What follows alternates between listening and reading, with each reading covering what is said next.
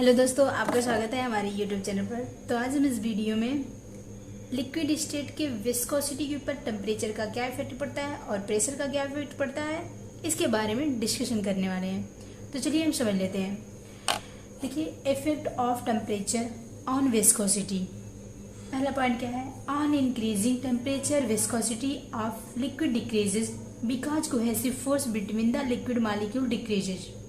अब इसका मतलब क्या है? देखिए, जैसे जैसे हम टेम्परेचर को बढ़ाते हैं लिक्विड का विस्कोसिटी घटता जाता है, क्योंकि लिक्विड के बीच के जो मॉलिक्यूल्स होते हैं उनके बीच जो कोहेसिव फोर्स लगता है वह घटता है, जिनके कारण लिक्विड की विस्कोसिटी घटती जाती है। ठीक, यानी कि यदि हम टेम्परेचर को बढ़ा रहे हैं तो लिक्विड का विस्कोसिटी घटेगा।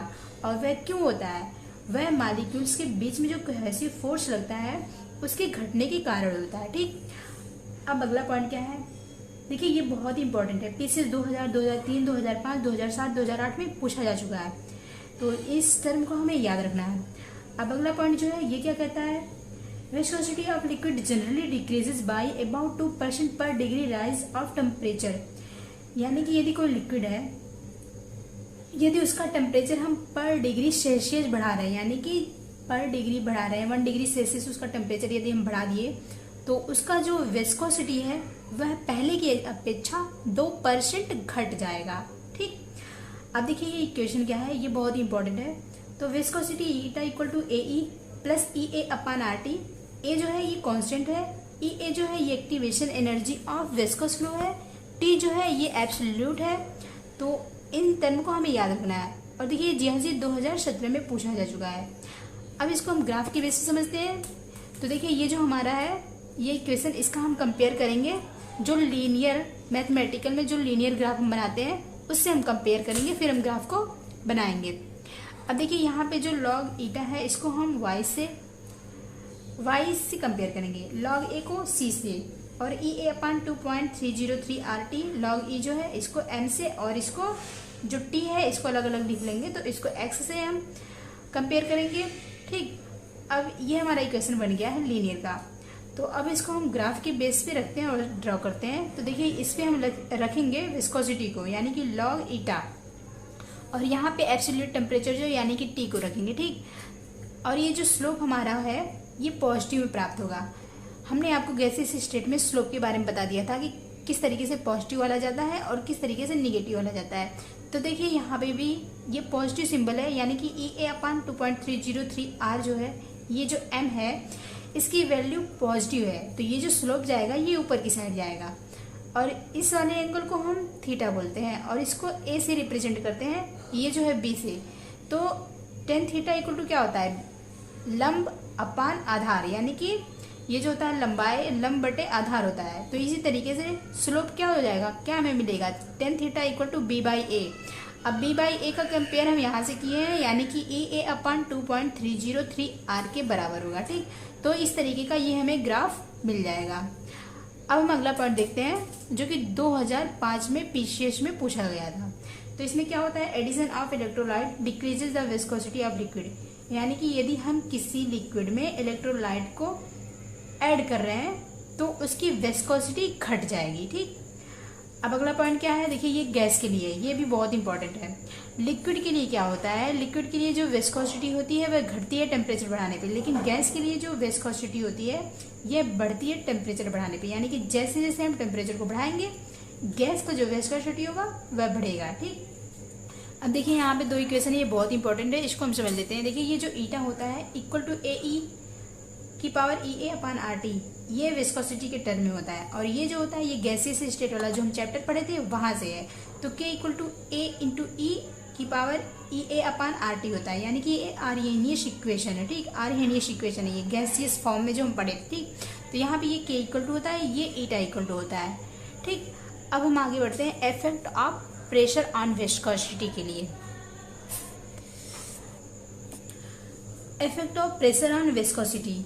अब देखिए इसमें क्या होता है? Viscosity of liquid increases with increase in pressure, यानी कि लिक्विड का जो विस्कोसिटी होता है वह प्रेशर बढ़ाने पे बढ़ता है। और दूसरा पॉइंट क्या है? It is due to decreases in the number of holes as the pressure increases, किसी भी लिक्विड के ऊपर यदि हम प्रेशर को अप्लाई करते हैं तो उसके नंबर ऑफ होल्स की संख्या घटती है, यानी कि उनके बीच जो जगह होता है मॉलिक्यूल्स के बीच में उसकी संख्या घटती है, उसी को हम होल्स कह रहे हैं यहाँ पे। अब यहाँ पे हम फिगर की बेस पे समझते हैं।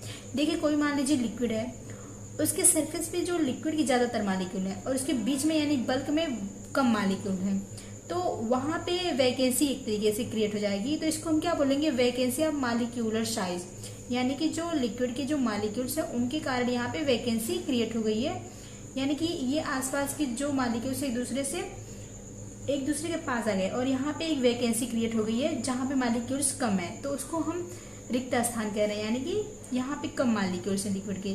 और जो इधर के साइड में यानी कि बाहरी एरिया में, बाहरी सरफेस में liquid molecule behave like solid, यहाँ पे ज़्यादा है, तो यहाँ पे लिक्विड के जो मॉलिक्यूल्स हैं वो सॉलिड की तरह बिहेव कर रहे हैं और अंदर वाले जो मॉलिक्यूल हैं ये वाले वो गैस की तरह बिहेव कर रहे हैं। क्यों? क्योंकि यहाँ पे जगह है। ठीक, अब हम आगे बढ़ते हैं रेनॉल्ड नंबर की तरफ। तो रेनॉल्ड नंबर क्या होता है इसको हम समझ लेते हैं।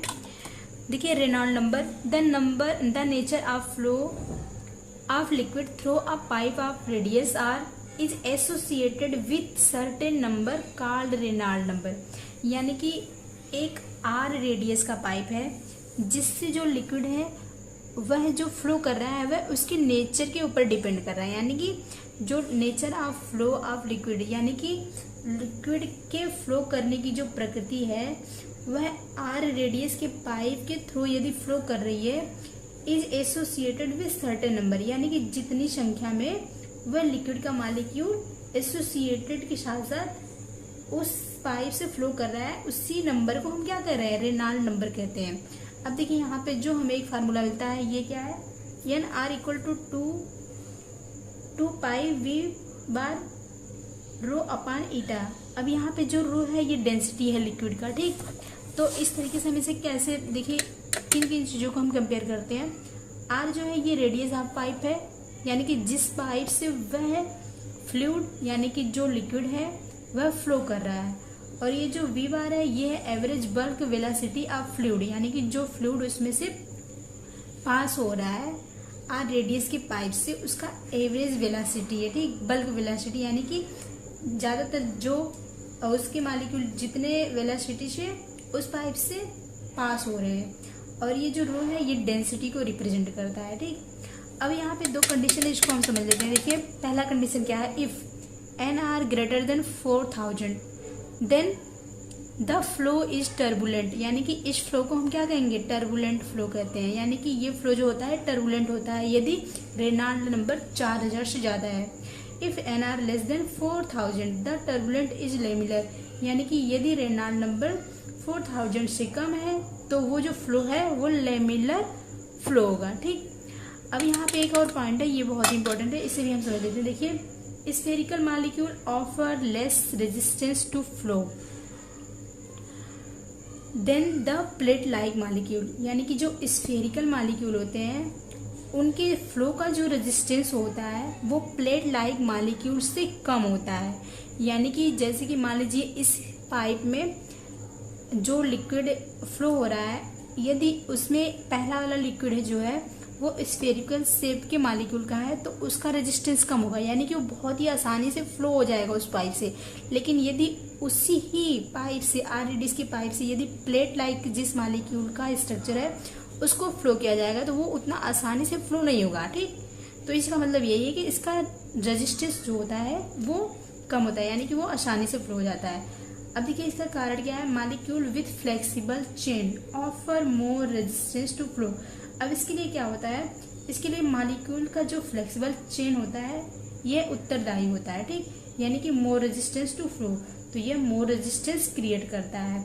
ठीक, तो आशा करती हूँ दोस्तों आपको रेनॉल्ड नंबर और effect of pressure on viscosity, effect of temperature on viscosity, ये सब अच्छे से समझ में आ गया होगा। तो लिक्विड स्टेट का ये हमारा लास्ट पॉइंट था, तो आज हमारा लिक्विड स्टेट जो है समाप्त होता है। तो धन्यवाद दोस्तों, मिलेंगे नेक्स्ट वीडियो में, तब तक के लिए आप लोग पढ़ते रहिए और अपना ख्याल रखिए।